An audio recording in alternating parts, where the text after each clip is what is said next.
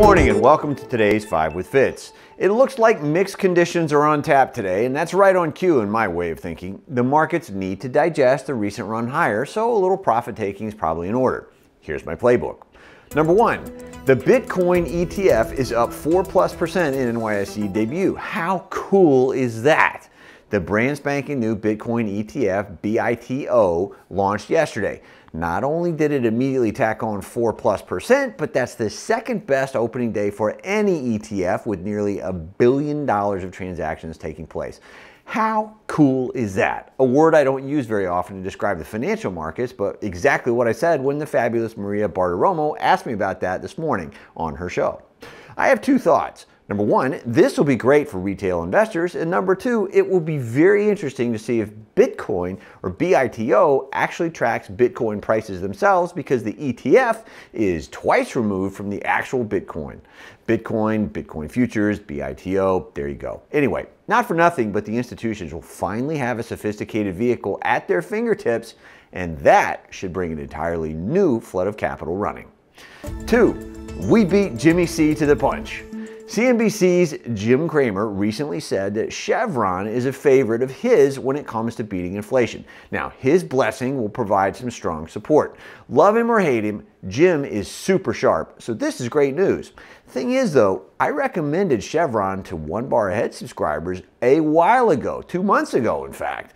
The stock is up 15.1% since then, compared with just minus 0.54% on the S&P 500. And best of all, the stock still pays a 4.8% yield, which means it's a great choice for income-starved investors and an inflation hedge. Reread the September issue of One Bar Ahead if you need a refresher. If you're not a member, sign up by clicking here.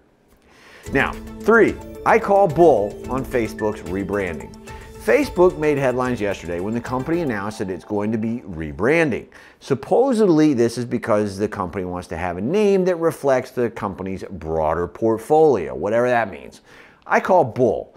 Facebook is in full damage control mode, and news like this is part of what I think has to be a concerted deflection strategy following the whistleblower's damning allegations recently. Makes me wonder if I should be selling putskis in case there's a management purge. 4. This is great if you're using the Soviet economic playbook. White House Press Secretary Jen Psaki laughed when pressed on supply chain crisis problems recently, saying that it's the result of the buying power of the American people. This is a head scratcher to me, and I kid you not. I talked to a Soviet-era economics professor in 1986 who told me that's exactly what the Kremlin told them to teach at Moscow University back in the day. Anyway, SaaS, software as a service, doesn't rely on the price of eggs or meat, and neither does DaaS, or DOS, depending on how you want to pronounce it, diagnosis as a service. Invest accordingly, or at least if you're as serious about beating inflation as I am. Point 5, travel is back-ish. United Airlines reported higher than expected revenue numbers yesterday, shocking everyone who expected a strong decline because of Delta, the virus, not the airline. People are ahead of themselves in airlines, in my humble opinion. United still expects quarterly Q4 capacity to be down 23% compared to 2019. I think we're still looking at a few years before things are back on pre-COVID levels.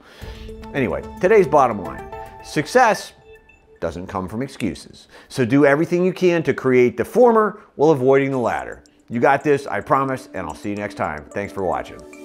Thank you for watching today's Morning 5 with Fitz.